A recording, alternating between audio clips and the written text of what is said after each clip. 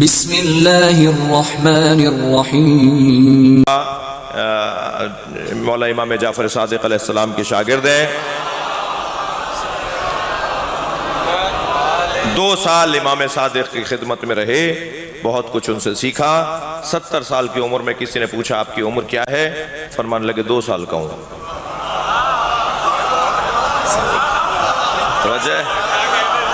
تو پوچھنے والے نے کہا آپ کی عمر تو ہمیں 70 سال لگ رہی ہے۔ کہنے لگے 2 سال نکال دو تو میں کچھ بھی نہیں ہوں۔ تو امام ابو حنیفہ ہمارے سنی بھائیوں نے انہیں اپنا امام کہہ دیا، جبکہ وہ مسلمانوں کے امام ہیں، ہمارے بھی ہیں، ہمارے بھی عالم ہیں، اور ان کی کسی طرح کوئی بے احترامی کوئی شیعہ نہیں کر سکتا۔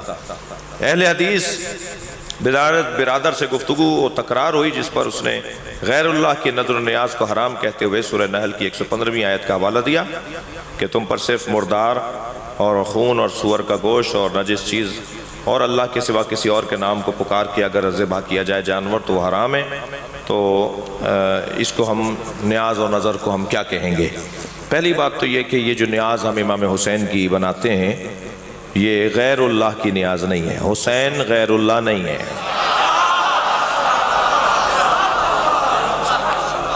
غیر اللہ نہیں ہے یعنی اللہ بھی نہیں ہے۔ یہ کس نے کہا کہ حسین غیر اللہ نہیں ہے یعنی میں نے اللہ بولا ہے؟ جی یہ طیب شہنشاہ نہیں ہے تو کیا مطلب ہے کہ دشمن ہے، مخالف ہے، غیر ہے، اپنا ہے بھائی۔ غیر اللہ یعنی اللہ کا مخالف، اللہ کا دشمن۔ غیر اللہ نمرود ہے، فرعون ہے، حامان ہے، شداد ہے، یزید ہے، معاویہ ہے۔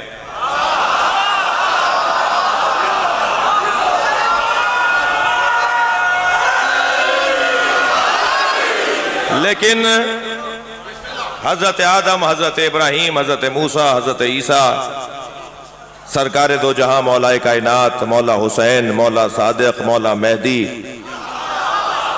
یہ سب غیر اللہ تو نہیں ہے، یہ تو اللہ کے کام کو چلانے والے ہیں، یہ اللہ کے نظام کو چلانے والے ہیں۔ جنہوں نے اللہ کے دین کے خلاف کام کیا ہے وہ غیر اللہ ہے نا۔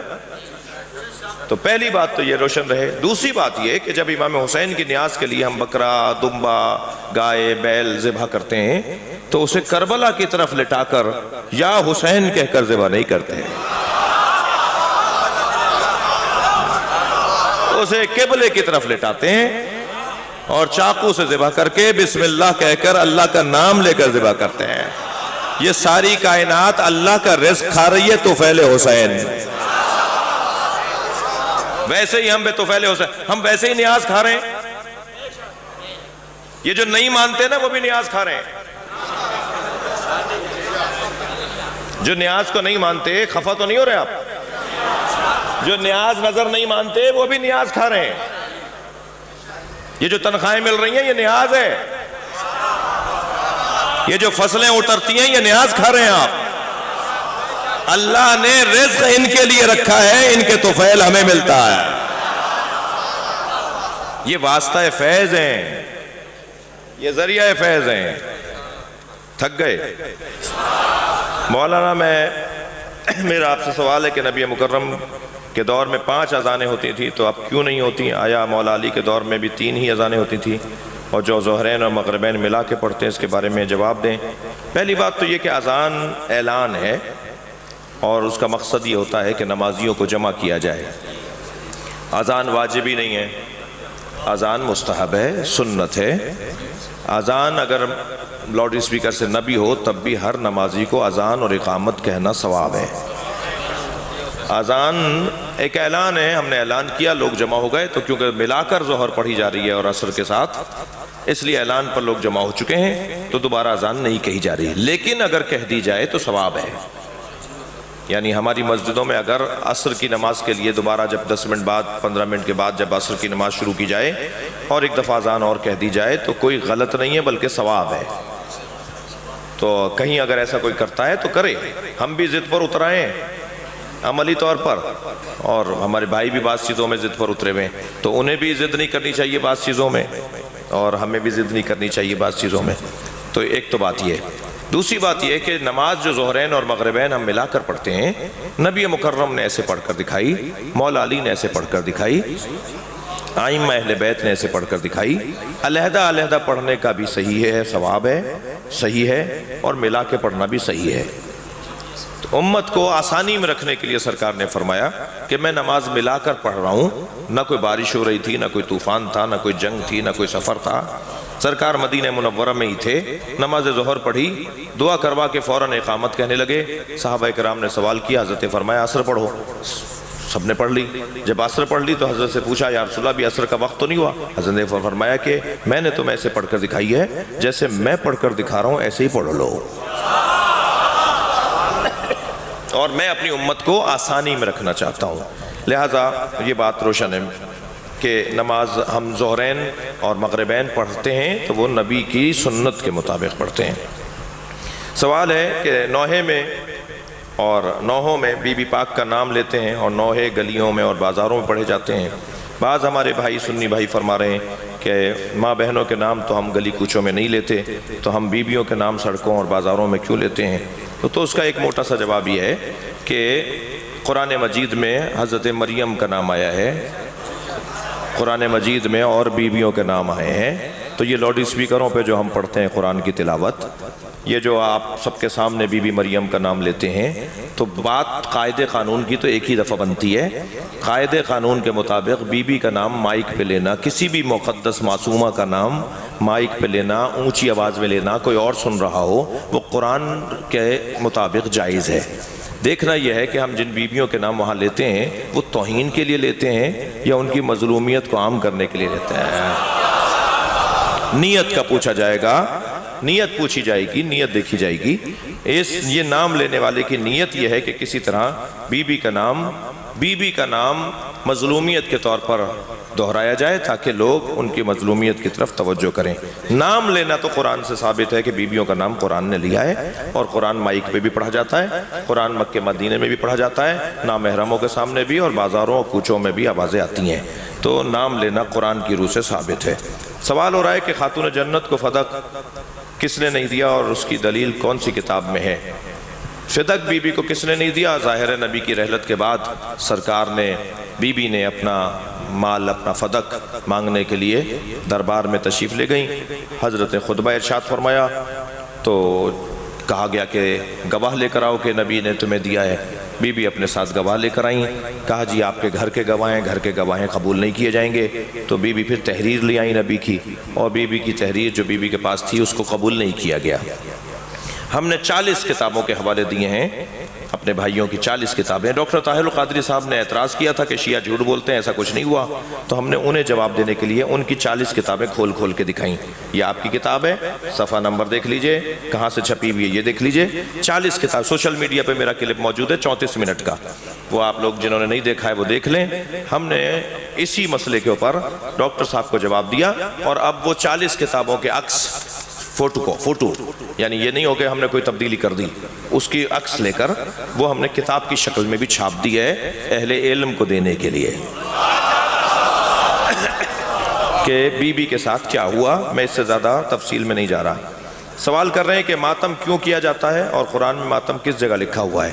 ماتم عزیزان گرامی اظہار غم ہے اور مظلوم کی مظلومیت کا پرچار ہے۔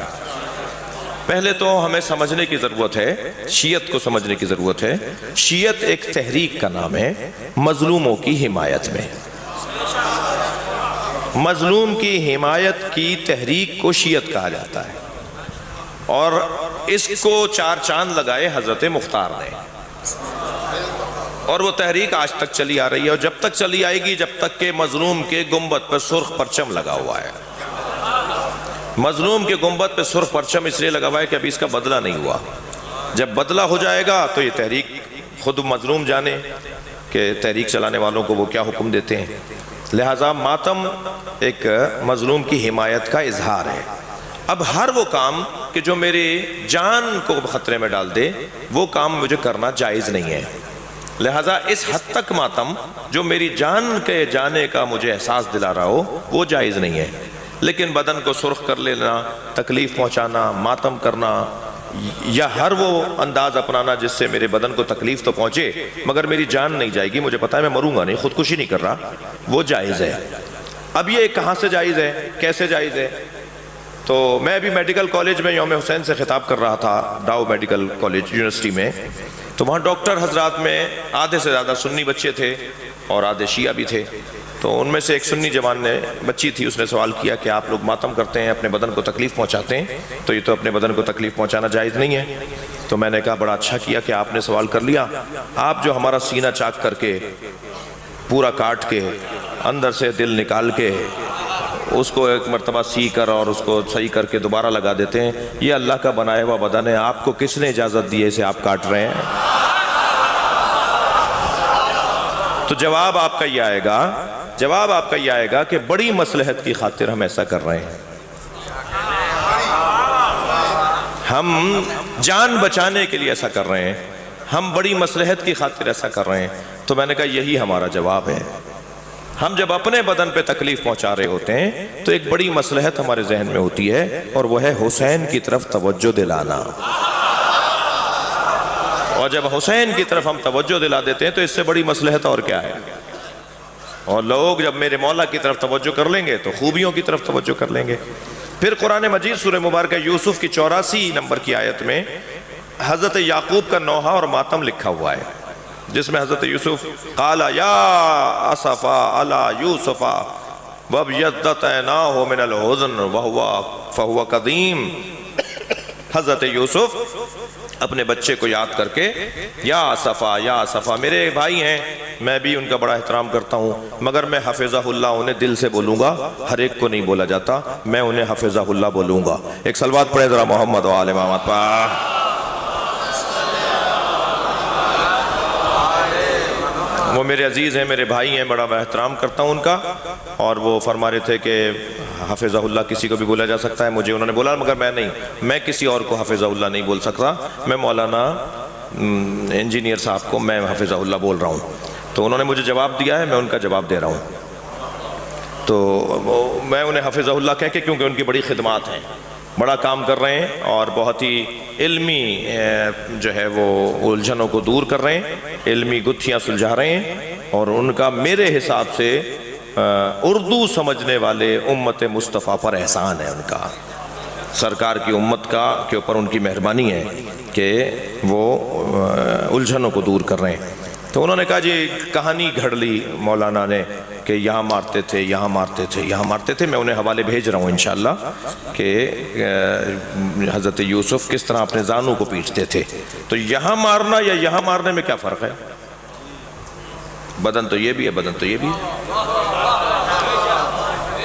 ہمارے یہاں مجھے یاد ہے، میرے بڑے بیٹھے ہوئے ہیں، بزرگ بیٹھے ہوئے ہیں، ہمارے یہاں سر کا ماتم بھی ہوتا تھا، زانوں کا ماتم بھی ہوتا تھا۔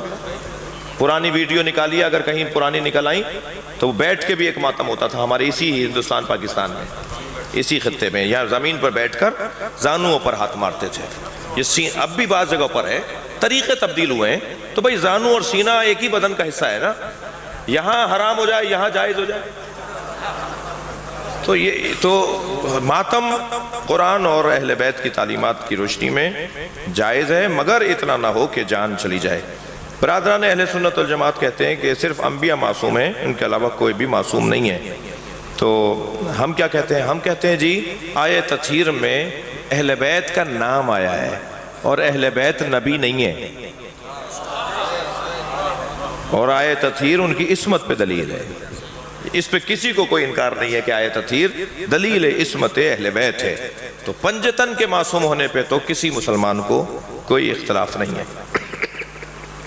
کچھ لوگ کہتے ہیں کہ کڑیاں نہیں پہننی چاہیے کیونکہ انہوں نے خوشی میں کڑیاں نہیں پہنی، تو آپ بتائیے منت کی کڑی اور ویسے کڑیاں پہننا کیسا ہے؟ کل شیء حلال حتی تعلموا انہ حرام۔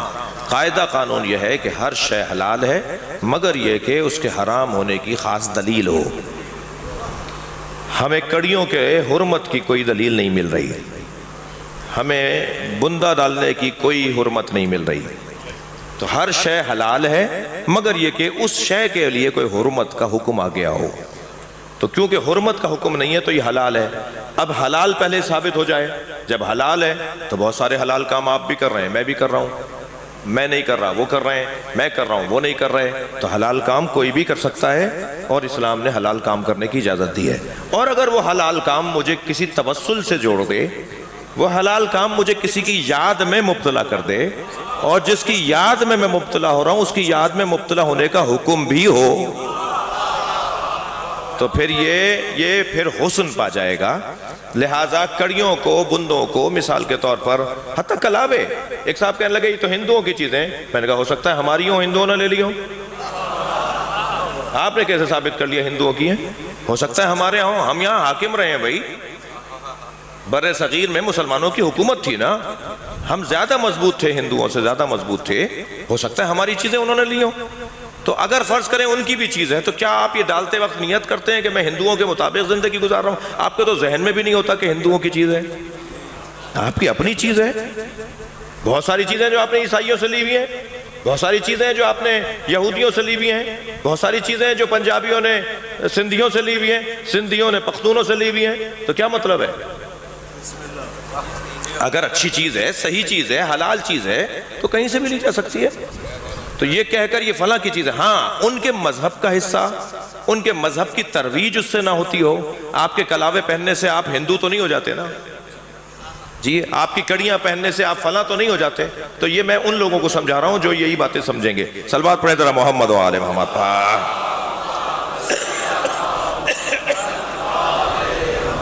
سب مل کر صلوات پڑھ لیجئے۔